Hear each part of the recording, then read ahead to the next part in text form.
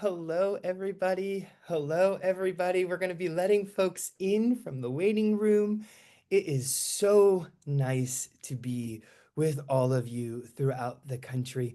Um, my name is Sean Warner. I'm our organizing and political director here at Sister District. We're going to get started just in a second. I'm vamping because folks are still coming in from the waiting room, and we have such an exciting call today. I just was talking with my colleagues about how awesome it is to be in such a community with all of you, recognizing that we are taking time out of our days to make the best of the nation that we live in, a nation that we all believe is worth fighting for, and we're doing that exact right fight. And so tonight we're going to hear from one of our founders, Liz Schwegler, our Senior VP of Communications, going to talk us a little bit about our founding. Then we're going to talk a little bit about kind of where we are. You know that there is an election just around the corner. If you're on our email list, you probably know that Virginia is absolutely critical for this. And then we're going to talk a little bit about why we're all here tonight, because 2026 is just around the corner as well. And then we're going to hear from some other folks. Then we'll wrap up and hear from an amazing volunteer who's been engaged with Sister District from early in our time, has made a huge impact on so many races, including from in one of the races that we'll hear from tonight. And then we'll hear from James Giuliano, our organizing manager, who can talk to you all about how you can engage to join us in making this amazing impact. And so with that, it is truly an honor and a pleasure to introduce my colleague, Liz Schwegler. Hi, everybody. I am so happy to be here with you all once again. Like Sean mentioned, I'm one of the co-founders of Sister District, and I'm currently our SVP of Digital. And I just wanted to tell you a little bit about how we got started and a little bit about our mission. So we started Sister District after the first Trump election with a very simple but powerful mission: to build progressive power in state legislatures. And at the time, back in 2016, we wanted to focus on state legislatures specifically because we saw the very painful and unfair effects of gerrymandering on the general election in 2016. And we knew that state legislatures control redistricting. We are again at an inflection point when it comes to redistricting. Many of you probably have heard about the mid-decade redistricting efforts that are happening on both sides of the aisle at this point, a little redistricting war. But our work is not just about maps. States are also where the policies that shape our daily lives are made. Now more than ever, with two Trump administrations, an ultra-conservative Supreme Court that have both been gutting the federal government and sending power back to the states. States are on the front lines of issues like reproductive rights, voting access, election funding, LGBTQ rights. The list goes on. States are also where we build the bench of up and coming progressive leaders. So I often like to let folks know that 63% of presidents and 46% of our current sitting U.S. Congress got their start or at one point served in their state legislatures. Barack Obama, Gretchen Whitmer, Tammy Baldwin, Chris Murphy, Stacey Abrams, Barbara Lee, the list goes on, but many, many greats of the Democratic left. So at a time when we're all wondering who will be able to win against Trump and his MAGA cronies, we need to be looking to the states. Volunteering at the state ledge level is also one of the most impactful ways you can spend your time and energy. Our model is very simple. As a volunteer, you are sorted into teams based on where you live. And then we in HQ, as we like to call ourselves, match teams to critical state ledge races all across the country, providing candidates with the support they need to win in tough districts. Our work has a direct and tangible impact. We're not talking about millions of votes needed for a presidential election or even the tens of thousands of votes for a federal race. We're talking about races that can be decided by just a few dozen votes with very small budgets where grassroots dollars can really make a difference. That means that every dollar we raise, every door we knock, every postcard we write, and every phone call we make really does matter. Um, just last year, we raised an average of $55,000 per candidate and made 62% of their voter contact calls. That kind of support is truly catalytic to these very small and under-resourced campaigns. But winning elections just for the sake of winning elections is not good enough. We want to focus our efforts on races that can determine the balance of power and lead to real lasting change. So we target chambers that Democrats have a chance of flipping in one cycle, chambers where Democrats have a fragile majority, which we have to hold and or expand, and chambers where Democrats must build power to break GOP supermajorities and lay the groundwork for future flips, hopefully later down the line. So after we determine which chambers we're going to work in a given cycle, we start looking at the specific races. We look for compelling candidates who are running in strategic, winnable districts. We have a few of those candidates on the line with us today. And then we ask that each candidate undergo a rigorous vetting process.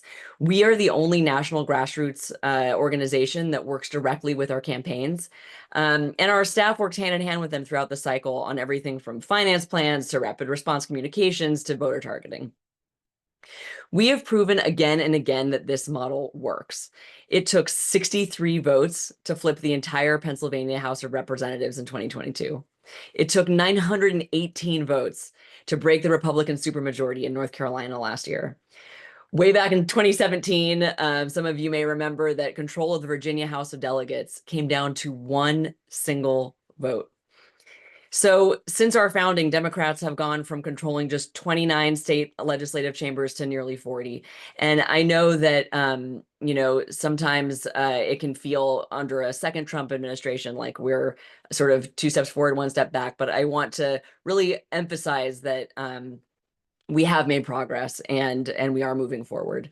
So we'll cite, you'll hear that stat come up again a few times, that Dems have gone from controlling just 29 state legislative chambers to nearly 40 today. And we've been key to flipping 10 of those chambers and securing 5 Democratic trifectas, which means that Democrats control both chambers of the legislature and the governorship. So I hope that I have given you a little taste or maybe convinced you already that this is what grassroots power can do at the state legislative level. And speaking of impact, I'm going to elegantly segue over to our organizing and political director, Sean Werner. Thank you, Liz. And again, thank you everybody for being here. I think that I always do this, but I would encourage you just to push. And when you see up there, there's a triangle that's pointing to your right. Obviously, we don't want the country to go to the right, but if you want your videos, please look at all the community that comes together. It is all of these dedicated volunteers that ultimately make this work happen. When we set out in the very first call of 2025, as we are still kind of licking some wounds in 2024, from the 2024 election, we laid out a clear strategy. That strategy was threefold. The first was to make sure that we do everything that we can to hold the Democratic majority in the Virginia State House. We won 2 quick special elections early this year, holding the Democratic majority in the Virginia House and the Virginia Senate. And we've done everything that we possibly can to make sure that we are on the precipice of doing that just in 49 days. 7 weeks is when Virginia ultimately will be the final day for voting. And actually, voting starts on Friday. Before we had a Democratic trifecta in Virginia, it was ranked amongst the worst states in America in terms of access to the ballot. They're going to start voting on Friday, and they are now one of the top 10 states. And that is a clear indication of not only winning elections, but impacting people's lives.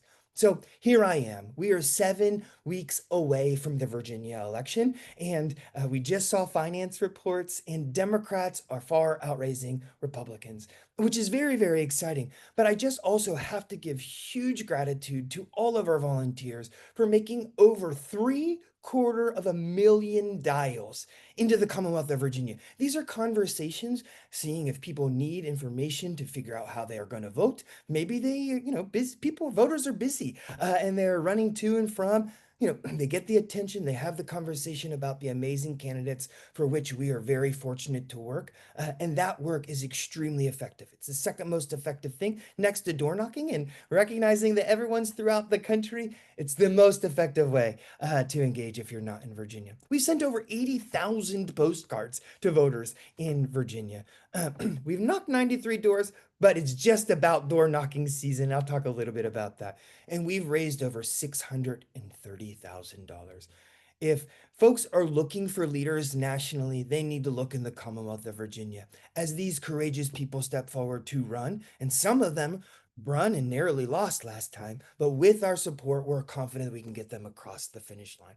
But these are the headlines that we're seeing. House Democrats announced $9 million in ad reservations, the largest ever. That is because of the support of our volunteers into these campaigns. Also, all of this money is considered in our minds early money. Early money is what we count up to September 1st. We're going to spend millions of dollars, as you can see on this slide, on ads.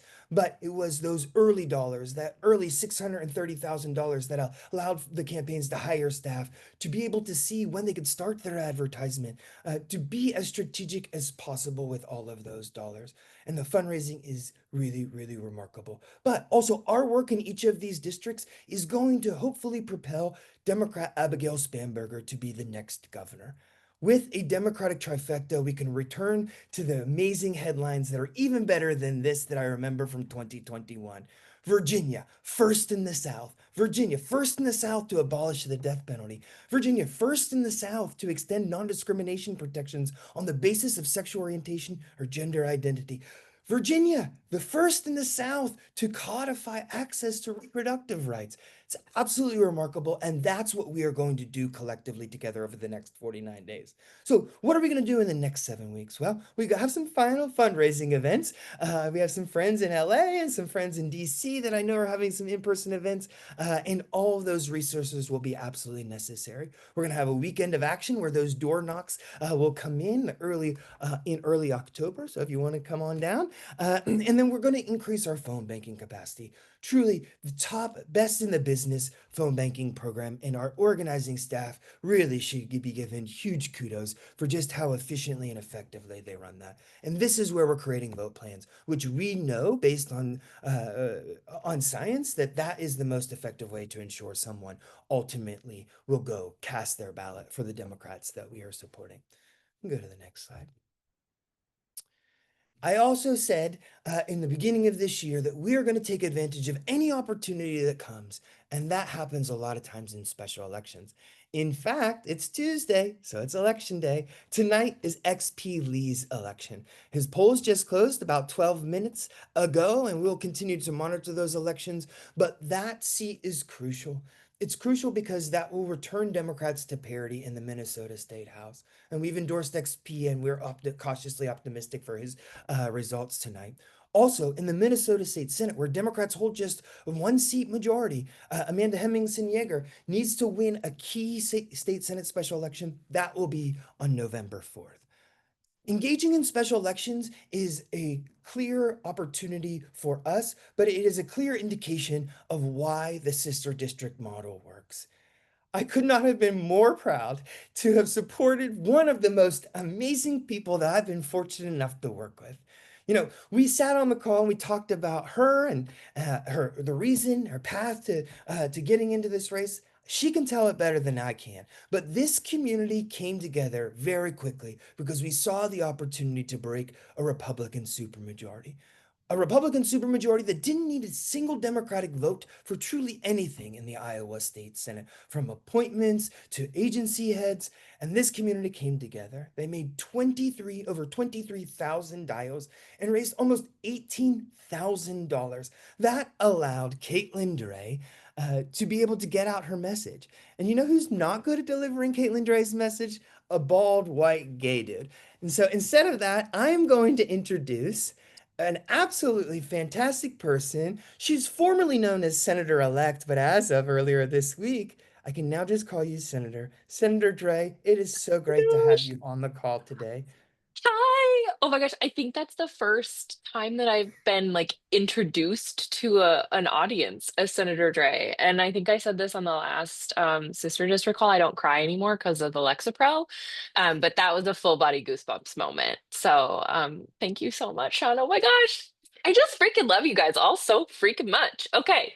Hi. If we have not had a chance to meet yet, my name's Caitlin, and I won a special election on August 26th. The previous Republican senator passed away at the end of June, leaving the seat vacant. Iowa surprisingly has a fairly bipartisan or nonpartisan way of drawing maps and then also deciding when special elections are held. It's different than kind of what we're seeing in Texas right now with vacant seats just hanging out. The governor had to call the election within 5 days of the seat being vacated. And I had interacted with the previous senator as a constituent and was less than underwhelmed, if that's possible, by his belief system. I think is goes without saying, but just the way that he interacted with constituents, me especially, really did not lend any confidence to me in the type of representation that I was getting from my state senator. And so after one of those interactions, without knowing that he was ill, I said in my head, probably about 2 years ago, I was like, "Oh, I'm gonna take your seat." And this is not the way in which I obviously intended to do that, but the opportunity presented itself sooner than 2026. And because of the incredible support of Sister District, I was able, with the help of a lot of other grassroots folks in my area, to knock on a bajillion doors. And I think now I like the numbers I've forgotten because my head is just like a kind of an empty vacuum sponge sometimes. I have 30,000 phone calls. Like we did 30,000 phone calls. I think it was like 10,000 doors. Don't quote me on that, guys. I'm sorry. The numbers thing is not for me, which is why I have all of you. But really, at this time, there was no other option. And the support from you all just made it feel, the early support. Let's be very clear about that. The Sister District, Taylor came and knocked like on our first canvassing weekend. She was like, "I'm going to be in the area. Can I come up?" And I was like, "I didn't know that was an option. I would freaking love that. That would be incredible." And so that early support and early enthusiasm for what I kind of thought was I knew it was possible, right? I knew that this was possible, but to have people with more experience and data and enthusiasm to come in behind and say, we think this is possible too, and here's how we're going to help you make that happen. Just there's no thank you that is sufficient, and I'm still hearing from people that got phone calls and said like, "Oh, so lovely to talk to other people who are excited about our area and who want to make sure that everyone who's eligible can cast a ballot, and thank you for doing that." And because of the support that we had on the phones, we were able to focus so much more of our local volunteer efforts on knocking on doors, which meant that on Get Out the Vote weekend, we were able to actually expand our universe into not just good Democrats, but we were able to add in some persuasion voters, which is not something that you usually see in a special election. And just in that weekend, we found like 800 more supporters because we were able to expand that universe again, like full body goosebumps because I don't cry anymore. But I was sworn in yesterday. My daughter was there, which was really really special. She's like, "What? Yeah, thank you for the party hat. If I was an emoji, I'd be that one, and the confetti would be all my feelings and enthusiasm." So I relate deeply to the party hat. So yeah, I was sworn in yesterday. Today is the first official day of being Senator Caitlin Dray. I'm still just like a regular gal who wants to make a little bit of a difference in her community, wants her kid to grow up in a state where the water is drinkable and she can get a quality public education. And I'm heading into re-election. So we went from a sprint into a marathon, and to already have the enthusiasm and the support and the backing of Sister District Project is just it's so humbling and so encouraging. So I haven't been watching the chat, but I'm happy to thank you. I just see a no crying because of Lexapro comment, and I'm like, that's great. We can hang out all night. I'm happy to take questions. I don't know if that's part, I don't know. I'm just here to do whatever you need me to do. So if you have questions, please. Otherwise, you can find me on all of the internet. So Awesome. Well, thank you so much, Senator. I'm actually going to turn, you did get such a great pivot into 2026, right? Let's celebrate yes. the win. Let's gear up for Virginia in 7 weeks. But then just 52 weeks after that, 59 weeks from tonight, we're going to be celebrating massive progressive advancements in the states where we know it matters. So with that, I'm going to turn it over to my colleague, Taylor, who's going to talk about the key thing that brings us here together. Thank you, Senator Dray. Awesome. Well, I'm so excited to be here with all of you, and that is such a tough act to follow. Just really excited to have Senator Dray on the call with us tonight. Looking ahead into 2026, Sean could not have said it better or painted the better picture. We are doing so much incredible work in Virginia that we are leaning into 2026 earlier than ever this cycle. We have our battleground map. We know where we're going to be working, and we know about all of the wins that we have all contributed to, that we are just going to continue working to expand our majorities in the states like Pennsylvania, in the House, in Nevada. But we also have a little bit of work to do in states like North Carolina, where last cycle, Dante Pittman helped us break the supermajority in that state House. And we're working with new fair maps in Wisconsin. And so we have so much wind at our back, and we're really looking forward to introducing a new program to you all tonight. I know that we've done a couple of new things this year, but this one I'm really particularly proud of, and really happy to be rolling out to you all for the first look tonight.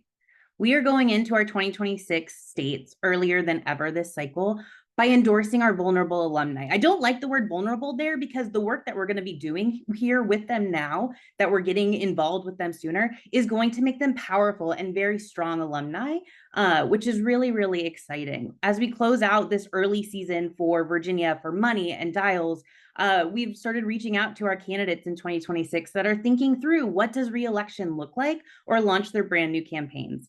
This will allow them to deter any primary challengers or Republican challengers, make them think again and decide whether or not, hey, this candidate seems to be doing a really great job raising the money necessary to launch a really strong campaign. Maybe I should rethink that.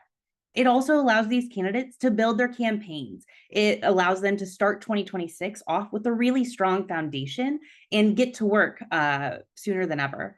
It also allows us just to expand beyond Virginia and stabilize these battlegrounds, especially as Liz mentioned, all of the mid-decade redistricting going on and all of the bad legislation that we're seeing in these states. And so we're really excited to get started even sooner. So to drum roll, please. We have our brand new alumni slate that we are launching tomorrow publicly. In Arizona, we have Lorena Austin, who is here with us tonight, which I'm really excited that you will get to hear from them in a bit. And Kevin Volk, who we helped work with last cycle, and he flipped his seat in Arizona. Of course, we have Caitlin. We are not giving up on Iowa just yet. We are excited to be working with her again as we now go from election to re-election, which is very, very exciting. In Michigan, we have Senator Darren Camilleri. We worked with him in 2022 when he was first elected to the Senate there. Really excited to be back with him. And then we're working with Betsy Kofia and Mai Zhang, who we worked with last cycle, to help us flip the Michigan House this cycle again. In North Carolina, we're just one seat away from flipping the North Carolina Senate. So we want to make sure our friends Lisa Grafstein and Woodson Bradley have the resources they need to start off strong, and their caucus friends can go and help find those candidates that are going to flip that last seat. We also have Dante Pittman. He was the individual that broke the North Carolina supermajority in the House last cycle and helped provide Governor Stein a real veto pen. And then last but not least, we are so excited to see that Robin Vining, who is an alumni all the way back to 2020, that is such a throwback, but she is now running for the state Senate in Wisconsin. And we have the real opportunity to flip that chamber this cycle. And I am sure that she is going to be one of the best candidates to help us do the job. But that's enough from me. I am so excited to introduce Woodson Bradley, Senator Woodson Bradley from North Carolina, and State Representative Lorena Austin from Arizona to talk about the impact that working with Sister District has had on their campaigns, and then hear how this early support will impact their reelection races. So Woodson, would love to hand it off to you, and then I will hand it over to you, Lorena. Okay, thank you so much. And hey, y'all, how's everybody doing out there? Sister District is my heart. And of course, my dog just started barking as soon as I said, hey, y'all, because they thought somebody was at the door. But anyway, I'm calling because I literally slid into home plate at the 11th hour when I was introduced to Sister District. And for my campaign, and they were so gracious. We went through the whole process. I had no idea the firepower, the excitement, and the friendships that were going to come out of this. And Sister District, I'm telling you right now, on election night, between the phone calls, planes, trains, and automobiles, going to Washington, D.C., going out to California, and all my California peeps, I love y'all. I stayed in touch. That was one of the most fun nights of my life. And just this whole machine, I remember I got these boxes of postcards that y'all wrote about me. No one had ever done anything like that for me before. And on election night, I won by 27 votes. And of course, my mom's on the phone going, I think that was your Zumba class. I was like, no, it was Sister District. It was like all of the doors and all of the conversations and all of just the courageous talks that we had across the country of how serious this was. And I, there's nothing I could say or show you or bake a cake or give you one of my kick casseroles, as my children call them, that could ever show the love I have for what you've done for me. And to be able to work with you again is huge. I'm the biggest target in the General Assembly in North Carolina, which means we're doing something right. And so we got to keep that pressure on. And I thank you. You make my heart smile. I can't wait to field some questions. I'm so excited to be sharing the stage with Lorena. She's like legend. And I'm going to shut up, but I mean this from my heart. Y'all are just everything. Thank you so much. Awesome. Lorena, I'll hand it over to you. My gosh, Woodson, not legend, just, wild about our communities, but I'm so happy to share this stage with you. And feliz día de independencia a todos from Mexico City. I just flew in today, so that's why you see this Adelita behind me, Soldadera. So Mexico's celebrating their independence today. And if you have not seen Claudia Sheinbaum give the first grito ever made by a woman, it's the cry of Dolores. It's an absolutely incredible video, and I hope everyone watches it. We love our presidenta. So thank you so much for having me.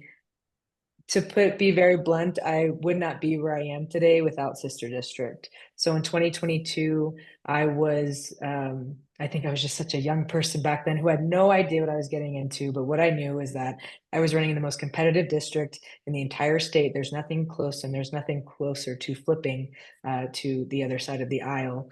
And I wouldn't have known what to do. But because of Sister District, who decided to take a chance on a newcomer who they knew nothing about, I was connected to all of these volunteer groups. So I saw some people on the chat from Folsom, San Jose, South Bay, YOLO. And so Woodson's right. You just create this connection and bond with these volunteers who literally don't have to do this work. But everyone is just so motivated by creating a better place for our country and knowing we can be better. And we do that by reaching out to one another, having those hard conversations, right? And really ensuring that, these people get to know the candidates that they're talking about. So it's not just like I'm blindly calling this person, not knowing anything about the candidate. No, we actually have conversations with them. We go through all of our, talking points, and they get to know a little bit about us. So it's just the most personal relationship I have with an organization, right? That isn't my LD volunteers. And it's so beautiful and special. And I'm just grateful that they continue to want to support someone like me, who's still trying to figure out the legislature. But it's already been 4 years, right? This is my fourth year incoming, so it's amazing. And when I was elected, I became the first chicken and non-binary legislator in the entire state, right? So and the country actually, and it's just been a lovely journey. So I'm really excited to have this conversation. I'm excited to see all of you here because we need you. So thank you. I love that. It is such a privilege to get to be in conversation with you all. Would love to know, I know we have a couple more minutes, but would love to know from your perspective, what difference this early on support is going to have for your campaign and what that means for your reelection campaign. And we can start with Lorena, if that works this Sure. time, and then we'll go to Woodson. Yeah, absolutely. And again, I didn't know how crucial it was until I started doing this. So early support does mean exactly what Taylor mentioned earlier. It kind of distracts someone from maybe wanting to enter a race and creating a primary, right? Because these dollars are just so incredibly valuable and important. We don't take $1 for granted, but in a race like mine, so I'm in a swing district, right? Every dollar counts. And if I don't have to spend money in a primary and can just go straight to the general, that means I'll have that much more literature to buy. That means I can hire more people to help me canvass. That means I can get more maybe ads out in the social media and TV spots. So it's just really, really important to get these dollars. And also too, it shows that other organizations or entities would like to invest in your race as well.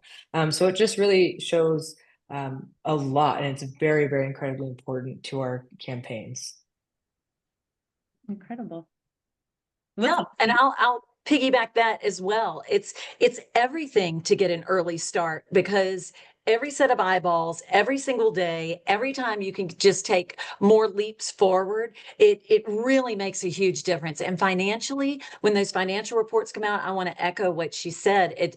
It very much so. We don't have the two of us don't have time to fight against our own and compete against our own. We've got to get out there and deliver our message and show people who we are and why we're the horse to bet on and that we're going to win. And so I tell people, I don't want to fight back against our own. We got to fight forward, because we're both in a bare knuckle boxing match for the next 15 months. And that's just the truth. And so everything we can do to get ahead of that and show our grit and show reason that's why we're doing this, and to partner with someone like this, we want to show you that for you believing in us, we're going to prove ourselves early and then create that momentum so that maybe we can help other people get their districts flipped as well. And so everything that she said, but just to get ahead of the game, and y'all just don't know the power that you wield in supporting us, but also in the power of helping us do what we need to do that's unique to these crazy gerrymandered maps to get the word out. And it's all about money. The most painful thing I learned about being a freshman in the North Carolina Senate is that democracy is not free. It's not. And it's for sale. And we've got to fix that. And the only way we can fix it is to get more like-minded people in the room at the table. And y'all are just instrumental in making that happen. I have nothing to say other than I'm speechless. It is such a privilege to get to work with you all and call you both friends of the organization. And I am so excited that we get even more time to spend together this year up until Election Day next year. But with that, thank you, Senator Woodson Bradley and Representative Lorena Austin. With that, I'm going to hand it over to Sean Warner to make a little ask. Woodson, Lorena, wow. Really needed that in these past couple weeks. Really great reminder of why we do this work. But Senator Bradley couldn't have said it more directly. Unfortunately, the powers that be in each state capital looks at financial reports to figure out who is weak and who is strong, that our democracy is not for free. But we also don't have massive corporations and billionaires dumping in countless and endless resources. Instead, we have conversations with each and every one of you. And so I would ask if you are thinking about a place to put some resources that is only going to grow, consider it like the 401k of democracy, investing now and just watching it grow with the leadership skills of these amazing candidates. So I ask, I know my colleagues will drop a link into the chat, if you would consider contributing to these folks, set them on the path to getting reelected so that maybe we can move these seats off the map, because there are countless folks listening to Zooms, wondering what they can do to help their communities. These are the exact people that were Woodson Bradley and Lorena Austin just months before they ultimately decided to run. They wondered, would they be able to do it? If we're able to put these seats into a better position, that means that we can focus even stronger on those seats that we will need to flip. It would be amazing to see a gavel in the hand of Representative Lorena Austin overseeing a committee in the Arizona State House. And I cannot wait for the day that Governor Stein vetoes something and Woodson Bradley, along with her colleagues, is able to sustain that veto. That's what we're doing tonight. That's what we're going to do for the next 7 weeks in Virginia. That's what we're going to do for the next 59 weeks until the midterm. But we can only do it with you. We have a number of teams throughout the nation, and we're so thankful for them. But you saw that map. There's tremendous opportunity. And for us to actually be able to meet that opportunity, flipping chambers like the Wisconsin Senate, Wisconsin Assembly, Arizona House, Arizona Senate, let's go do it. Pennsylvania, right? All of those chambers, we have opportunities, but we need more people like our next guest. So I'm going to turn it over to a colleague of mine that gets the pleasure of working directly with our next speaker to introduce her. So I'll turn it over to our organizing manager, James Giuliano. Thank you so much, Sean. My heart is racing, not because I am nervous to talk to you all, but because that got me fired up. I am so grateful and excited for the opportunity to introduce you all to Juliet Eastland. Juliet is a leader of our Sister District Massachusetts Rhode Island chapter. And what I wanted to say about Juliet in this intro is when I was very nervous and scared and starting a new job here at Sister District, Juliet was one of the first people that I got to meet and speak with. And it was just one of those moments that instantly let me know that I was in exactly the right place and doing exactly the right thing. And that was after a brief convo with Juliet. And that is what I wanted to say about her in this introduction. With that, I am so, so proud to pass it to Juliet. Juliet Eastland, please take it away. Oh, stop. Thank you. Hi, everybody. Thank you. It is kind of funny that I'm speaking here tonight because I'm not a joiner. I don't really join groups, but here I am in my 8th year volunteering with Sister District, so go figure. I started out probably like a lot of you on this call, stumbling around in a fog of rage and despair. This was after the first orange election. I had to do something. I had no idea what. A neighbor mentioned this new group that was in town with its co-founders, Sister District. Let's go check it out. So we did. And I came back from that meeting with 3 strong impressions, all of which have stood the test of time. One was, wow, these people are smart. I have worked in a lot of nonprofits in my life, and this was not some pie in the sky organization. This was a smart, strategic, long-term vision group. This was not about one election or even one emergency. This was a group with a long game view. So I was really impressed with that.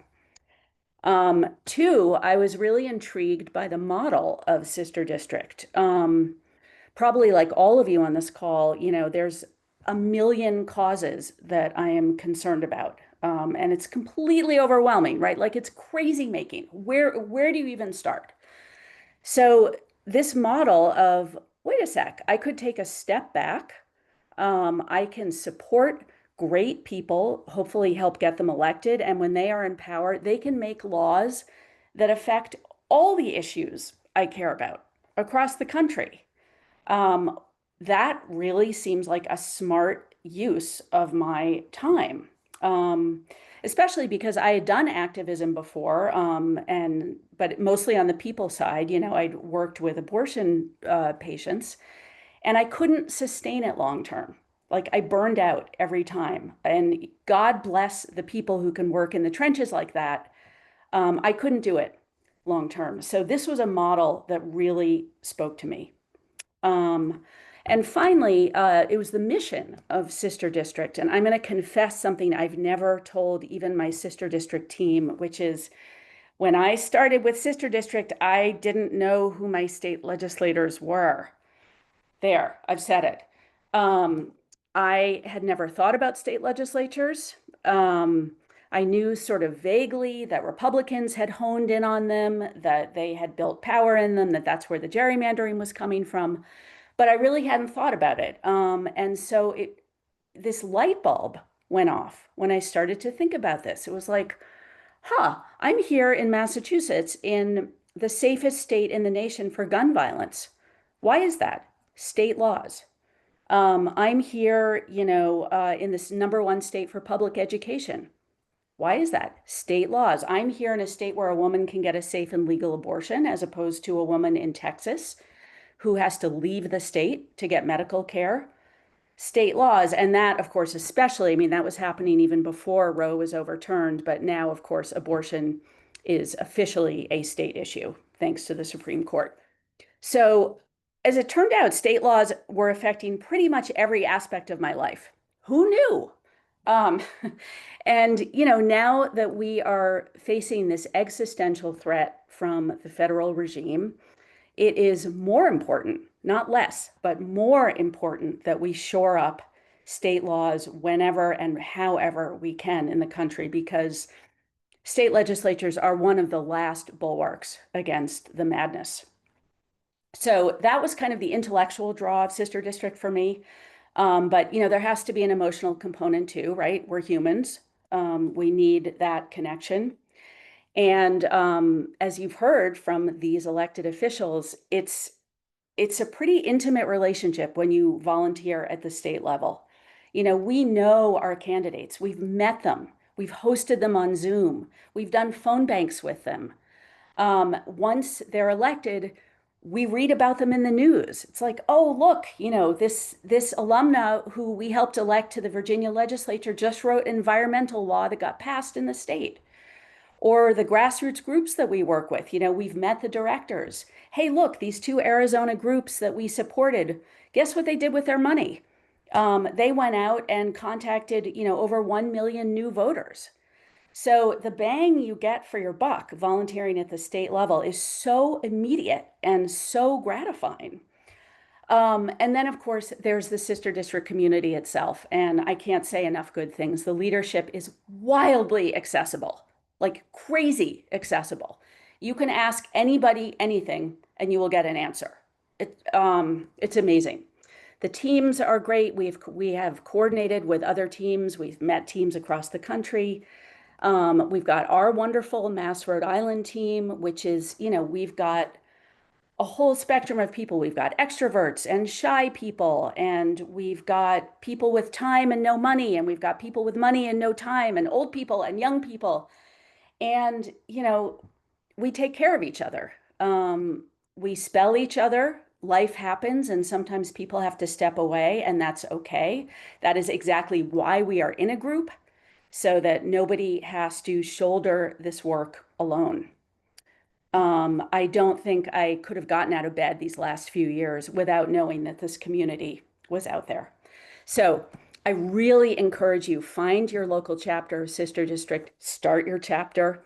If you find your chapter, go to a meeting, sit in the back. You don't have to say anything. You can just listen. I'm going to put my team email in the chat. So anybody on this call is free to reach out to me with any questions. Sometimes it's easier to get started, with just a one-on-one conversation. And I do our communications, so I will definitely see your email and I will definitely respond. And that's it. Welcome aboard to everybody. Thank you. Thank you so much, Juliet. Cannot say how much we appreciate you. We have quick time for a bit of Q&A. between us. I have a question. I was going to ask when you first got started, stepped into leadership at Sister District, were you nervous? But we all know the answer to that question. Yeah, we're all nervous, like all the time. So I guess, well, my real question is, how did you overcome that, nervous energy? How did you turn that anxiety, those nerves into, how did you go from, I think I want to do this, to being where you are now, a bona Mm. fide Sister District leader? Well, you have to remember, and I'm a Jewish mother, so I am, nervous about everything. Really, it was the organizational support I got. I've done so much outside of my comfort zone with Sister District.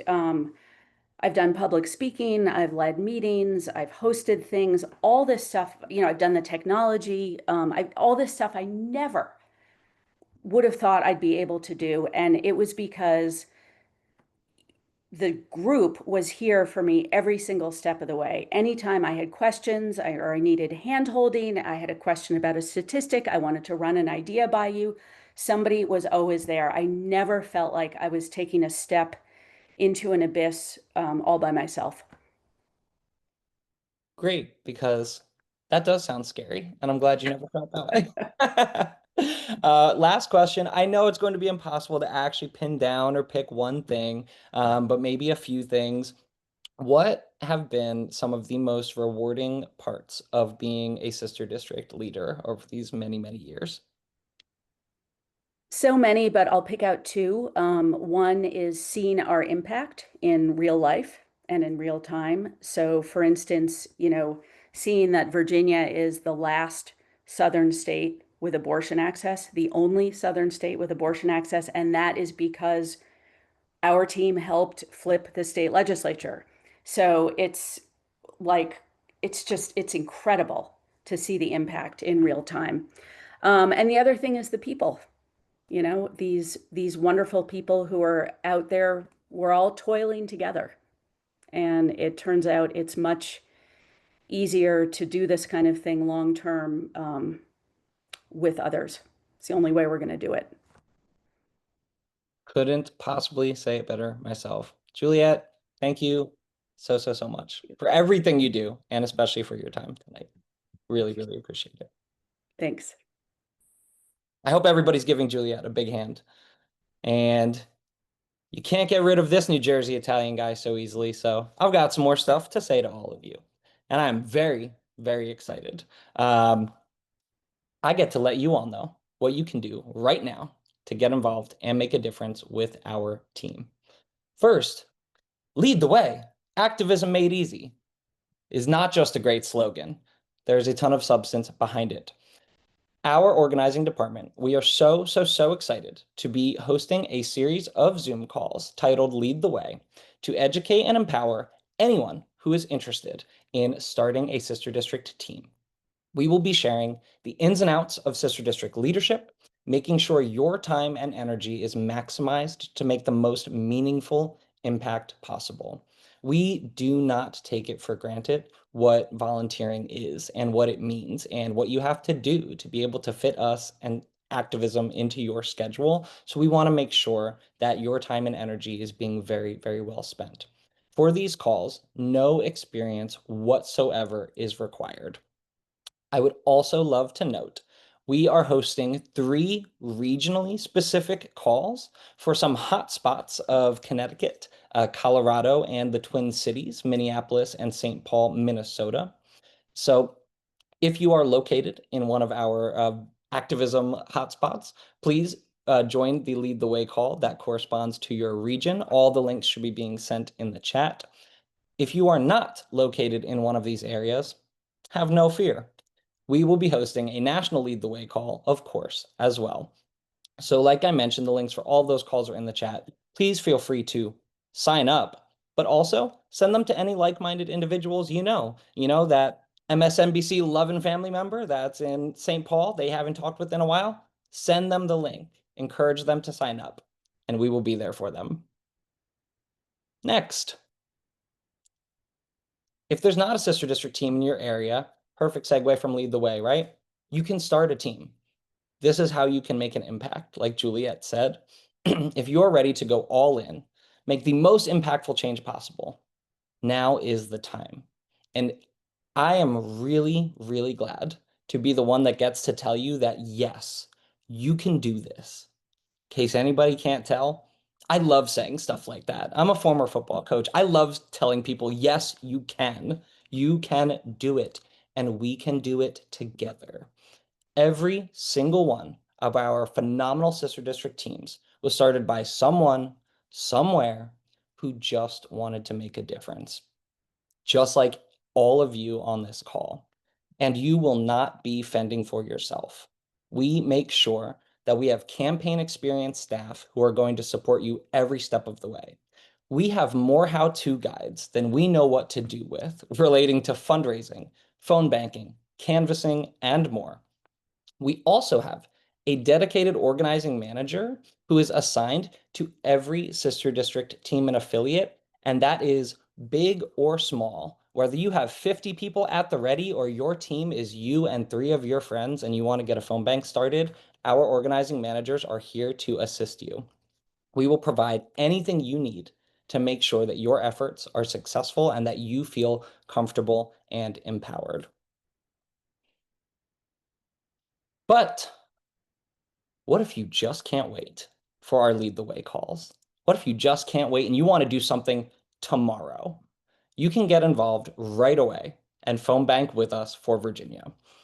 We've heard a lot already on the call tonight. I do not need to recover everything that's been said regarding Virginia's importance in this upcoming election. But what I would like to say is phone banking is the #1 most effective remote tactic to reach voters on behalf of our campaigns. We conduct thorough trainings at the start of every phone bank for beginners. Our support staff stays live on Zoom, and we will make sure you are comfortable and confident to reach out to voters on behalf of our incredible candidates. You will get to identify volunteers on the ground in Virginia for our campaigns, educate undecided voters on our candidates' values and stances, and, exciting, make vote plans with supporters. You can quite literally make the difference in races that will be decided by razor-thin margins, and we cannot wait to have you join us. And I really can't wait, in case you all can't tell. So please sign up for our phone banks, sign up for the Lead the Way calls. I will see you soon. I cannot wait to work with all of you. And with that, I am going to be passing it back to Liz for a bit of Q&A to close us out. Amazing. Thank you so much, James. That was amazing. And I am just like, oh my God, chills, tears, so many feelings over all of the incredible speakers that we've had tonight. So amazing to see so many familiar faces, a few new faces. It's really, these calls are ways for us to get you all excited, but they also get us excited as well as staffers and organizers. So so amazing to hear from everybody tonight.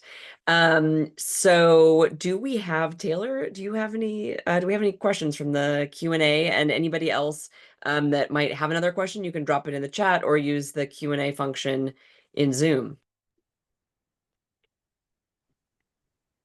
I did see one quick question of folks would like to make a contribution. So I see that kind of going back and forth. But if folks would like to make a contribution to our 2026 candidates, I know that my colleagues will drop that in the chat. On that, you will be able to give to all 10 candidates.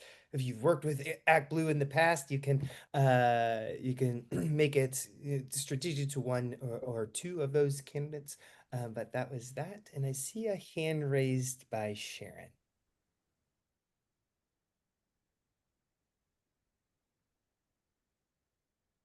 Oh, Sharon may not be. Oh, there we go. Can you hear me now? Yeah. Well, this is the first time I've ever heard of you, and this is the first time a friend told me to go to this. But I don't quite understand what you're all about. I mean, all of you, I'm sure, understand, but can you sort of explain it in logistical terms? I mean, like, what exactly do we do? Like, I live in Massachusetts, so I don't understand this organization. That's why, if you could explain it in basic terms, I would appreciate it. Sean, do you want to take that, or would you like me to? Sure, I'm happy to. Yeah. So basically, we pair key state legislative districts, key state legislative candidates like Woodson, Lorena, with teams of volunteers. So, like Juliet, for example, is working, the Massachusetts Rhode Island team is working on two key races in the Commonwealth of Virginia, Elizabeth Guzman and Joshua Cole.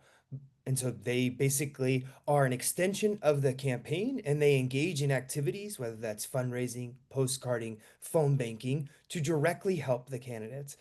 On the political staff, so Taylor, myself, my colleague Chloe is also on here. We work directly with the campaigns to identify how best to run that campaign. And then we basically make that link between the volunteers and the candidates to ensure that the resources that we're deploying into those races are used as effectively as possible so that we can win. And so the whole theory is continuing to build progressive power by winning state legislative elections in key states that is really fueled by those volunteer teams. Like our awesome team in Massachusetts, Rhode Island, but we have them throughout the Canada. That's the whole theory, and that the sister district comes from sister cities. And so you think of pairing one sister city with another, it's the district of where the team is with the district that is the competitive seat in one of those swing states. So we basically win state legislative elections so that our states can lead the way. Okay, got it. Thank you. Of course. Thanks for being here, Sharon. If you have any other questions, don't hesitate. I know that there were some, and I know that if you email Juliet, she's definitely going to get back to you. I saw her get excited when you said that you're from Massachusetts, and so Oh. really thankful for you being here tonight. Thank you.